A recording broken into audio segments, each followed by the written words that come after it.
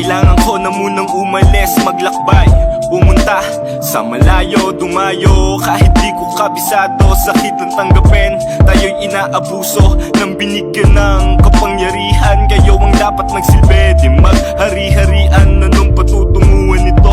E di wala. Anong patutunguhan nito? E di wala.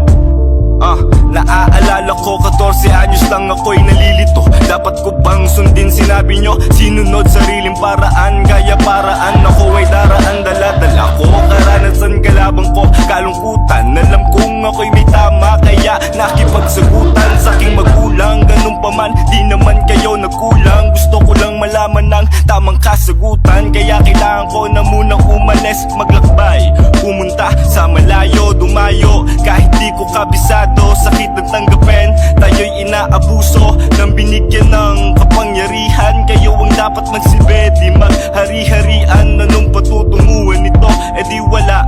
Anong patutunguhan nito? E di wala. Gusto ko lang tulungan ng sarili. Gusto ko lang tulungan ng sarili.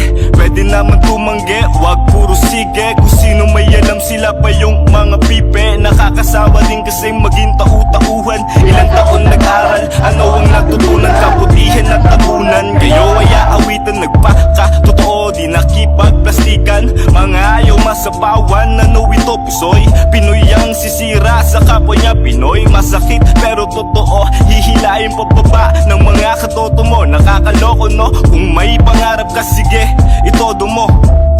Di mo alam sinakripisyo ko. Di mo alam sinakripisyo ko. Ano ang sinakripisyo mo? Kaya kailangan ko na munang umalis, maglakbay, pumunta sa malayo, dumayo. Kahit di ko kabisado, sakit ng tanggapin.